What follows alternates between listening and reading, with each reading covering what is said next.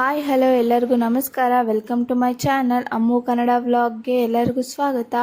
ಇವತ್ತಿನ ನನ್ನ ಮೊದಲನೇ ವ್ಲಾಗ್ ಇದು.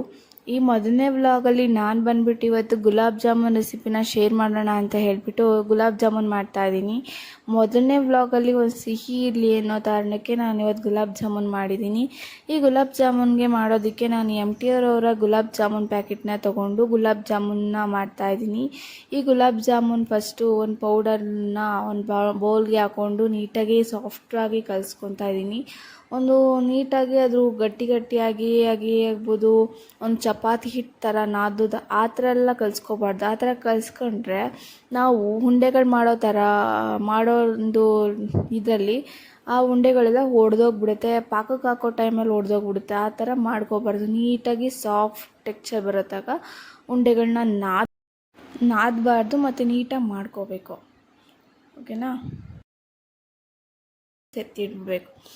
ಅಷ್ಟರಲ್ಲಿ ನಾವು ಒಂದು ಸಕ್ಕರೆ ಪಾಕನ ರೆಡಿ ಮಾಡ್ಕೊಳೋದಕ್ಕೆ 1 ಬೌಲ್ ಶುಗರ್ನ ತೊಗೊಂಡು 1 ಕಪ್ ಸಕ್ಕರೆಗೆ ನಾನು ನನ್ನ ಕಣ್ಣಳತೆಯಲ್ಲಿ ಒಂದು ಗಟ್ಟಿ ಪಾಕನೂ ಆಗಬಾರ್ದು, ನೀರು ಪಾಕನೂ ಆಗಬಾರ್ದು, ಆ ರೀತಿಯಲ್ಲಿ ನಾನು ನೀರು ಹಾಕ್ಕೊಂಡಿದ್ದೀನಿ.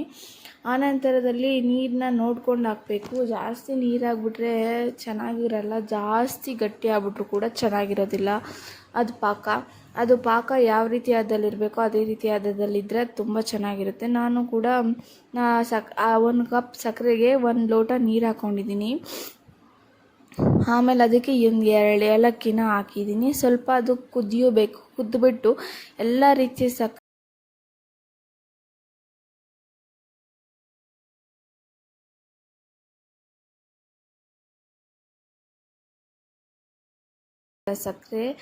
ನೀಟಾಗಿ ಒಂದು ಸ್ವಲ್ಪ ಕುದಿದ ಮೇಲೆ ಅದು ತುಂಬ ಚೆನ್ನಾಗಿ ಕರಗುತ್ತೆ. ಕರಗಾದ್ಮೇಲೆ ಅದನ್ನು ಎತ್ತಿಟ್ಬಿಟ್ಟು ಸ್ವಲ್ಪ ಆರೋದಕ್ಕೆ ಬಿಡಬೇಕು. ಅಷ್ಟರಲ್ಲಿ ನಾವೇನಿದೆಯಲ್ಲ ಗುಲಾಬ್ ಜಾಮೂನ್ ಉಂಡೆಗಳನ್ನ ರೆಡಿ ಮಾಡ್ಕೋಬೇಕು. ಓಕೆನಾ. ಈಗ ನೋಡಿ ಕುದೀತಾ ಇದೆ ಸಕ್ಕರೆ ಪಾಕ. ಇನ್ನು ಸ್ವಲ್ಪ ಹೊತ್ತಾದರೆ ಎಲ್ಲ ಸಕ್ಕರೆ ಕೂಡ ಕರಗೋಗ್ಬಿಡುತ್ತೆ. ಆ ಒಂದು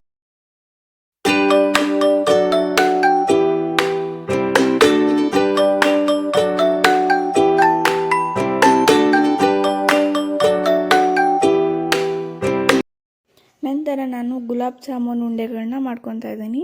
ಗುಲಾಬ್ ಜಾಮೂನ್ ಉಂಡೆಗಳನ್ನ ನಾನು ಒಡೆದಿರೋ ರೀತಿಯಲ್ಲಿ ನಾನು ಚಿಕ್ಕ ಉಂಡೆಗಳನ್ನ ಮಾಡ್ಕೊತಾ ಇದ್ದೀನಿ. ಅದು ಏನಾಗ್ಬಿಡುತ್ತೆ ಅಂದರೆ ನಾವು ಒಂದು ಸತಿ ಕಲಿಸ್ಕೊಂಡು ಮಡಿಕೊಂಡಿರ್ತೀವಲ್ಲ ಹಿಟ್ಟು, ಅದೊಂದು ಸ್ವಲ್ಪ ಡ್ರೈ ಆಗಿಬಿಟ್ರೆ ನಾವು ಉಂಡೆಗಳು ಮಾಡಬೇಕಾದ್ರೆ ಒಡೆದೋಗ್ಬಿಡುತ್ತೆ. ಅದಕ್ಕೆ ನಾವು ಜಾಸ್ತಿ ಹೊತ್ತು ಕೂಡ ಹಿಟ್ಟನ್ನು ಬಿಡಬಾರ್ದು. ಒಂದು 5 ಮಿನಿಟ್ಸ್ ಬಿಟ್ಟು ಅಷ್ಟೇ ನಾವು ಉಂಡೆಗಳನ್ನ ಮಾಡ್ಕೊಂಬಿಡ್ಬೇಕು. ತುಂಬ ಚೆನ್ನಾಗಿರುತ್ತೆ. ಈ ಥರ ಉಂಡೆ ಮಾಡಿಕೊಂಡು ಒಂದು 175 ಗ್ರಾಮ್ ಗುಲಾಬ್ ಜಾಮೂನ್ ಪ್ಯಾಕೆಟಲ್ಲಿ ಎಷ್ಟೊಂದು ಉಂಡೆಗಳಾದ್ವಿ ನೋಡಿ. ಆಮೇಲೆ ಸ್ವಲ್ಪ ಎಣ್ಣೆ ಕಾಯೋಕ್ಕೆ ಇಟ್ಟಿದ್ದೆ. ಎಣ್ಣೆ ಕಾಯ್ದ್ಮೇಲೆ ಒಂದೊಂದೇ ಉಂಡೆಗಳನ್ನ ನಾನು ಎಣ್ಣೆಗೆ ಹಾಕ್ತಾಯಿದ್ದೀನಿ. ಈ ಎಣ್ಣೆಗೆ ಹಾಕಿದ್ಮೇಲೆ ಅವು ಒಂದು ಸ್ವಲ್ಪ ಬೇಯಕ್ಕೆ ಬಿಡಬೇಕು. ಆಮೇಲೆ ಸ್ವಲ್ಪ ಕಡಿಮೆ ಫ್ಲೋಯಲ್ಲಿ ಬೇಯಕ್ಕೆ ಬಿಟ್ಟು ಆಮೇಲೆ ಜಾಸ್ತಿ ಫ್ಲೋ ಇಟ್ಬಿಟ್ಟು ಒಂದು ಗೋಲ್ಡನ್ ಬ್ರೌನ್ ಬರೋ ಥರ ಎಣ್ಣೆಯಲ್ಲಿ ಬಿಡಬೇಕು. ಎಣ್ಣೆಯಲ್ಲಿ ಈ ಥರ ಬೆಂದಮೇಲೆ ಈ ಥರ ಸ್ವಲ್ಪ ಗೋಲ್ಡನ್ ಬ್ರೌನ್ ಕಲರ್ ಬರೋವರೆಗೂ ಸ್ವಲ್ಪ ಎಣ್ಣೆಲಿ ಬಿಟ್ಟು ಕಾಯಿಸ್ಬಿಟ್ಟು ಒಂದು ಸ್ವಲ್ಪ ಬೆಂದಮೇಲೆ ಒಂದು ಜಾಸ್ತಿ ಕಪ್ಪು ಆಗಬಾರ್ದು, ಜಾಸ್ತಿ ಸೀಸ್ಬಾರ್ದು. ಅವಾಗ ಒಂಚೂರು ಚೆನ್ನಾಗಿರಲ್ಲ. ಈ ಥರ ಇದ್ದರೆ ಚೆನ್ನಾಗಿರುತ್ತೆ. ಓಕೆನಾ. ಎಲ್ಲ ಈ ಥರ ಗುಲಾಬ್ ಜಾಮೂನ್ಗಳನ್ನ ಒಂದೇ ಸತಿ ಕರ್ಕೊತಾ ಇದ್ದೀನಿ. ಕರ್ಕೊಂಡು ಒಂದು ಬೌಲ್ಗೆ ಇಟ್ಕೊಂಡು ಆಮೇಲೆ ನಾನು ಸಕ್ಕರೆ ಪಾಕಕ್ಕೆ ನೆನೆ ಹಾಕ್ತೀನಿ. ಆಮೇಲೆ ನಾನು ಸಕ್ಕರೆ ಪಾಕಕ್ಕೆ ಹಾಕಿದ್ಮೇಲೆ ಒಂದು ಸ್ವಲ್ಪ ಹೊತ್ತು ಬಿಡಬೇಕು. ಒಂದು 5 ಮಿನಿಟ್ಸ್ ಬಿಟ್ಟ ಮೇಲೆ ಒಂದು ಸಕ್ಕರೆ ಪಾಕಕ್ಕೆಲ್ಲ ಒಂದು ಗುಲಾಬ್ ಜಾಮೂನ್ಗೆ ಹಾಕಿದ್ಮೇಲೆ ಗುಲಾಬ್ ಜಾಮೂನ್ ಸಕ್ಕರೆ ಪಾಕಕ್ಕೆ ಹಿಡಿಯುತ್ತೆ. ಓಕೆನಾ. ಆವಾಗ ನಮಗೆ ತುಂಬ ಚೆನ್ನಾಗಿರುತ್ತೆ, ತಿನ್ನೋಕ್ಕೂ ಚೆನ್ನಾಗಿರುತ್ತೆ. ಒಂದು ಸ್ವಲ್ಪ ನೆನಿಬೇಕು ಸಕ್ಕರೆ ಪಾಕದಲ್ಲಿ. ಆವಾಗೇ ಅದು ಗುಲಾಬ್ ಜಾಮೂನ್ ಟೆಕ್ಸ್ಚರು ಮತ್ತು ಗುಲಾಬ್ ಜಾಮೂನ್ ತಿನ್ನೋಕ್ಕೆ ತುಂಬ ಚೆನ್ನಾಗಿರುತ್ತೆ. ನಾನೊಂದು 5 ಮಿನಿಟ್ಸ್ ಬಿಟ್ಟಿದ್ದೆ. ಈ ಥರ ಆಗಿತ್ತು. ನಾನು ಆಮೇಲೆ ಬೌಲ್ಗೆ ಹಾಕ್ಕೊಂಡು ನಾನು ಕೂಡ ತಿಂದೆ, ಮನೆಗೆ ಕೊಟ್ಟೆ. ತುಂಬ ಚೆನ್ನಾಗಿದೆ ಅಂತ ಹೇಳಿದರು.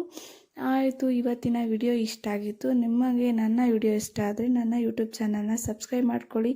Thank you for watching my video. Thank you.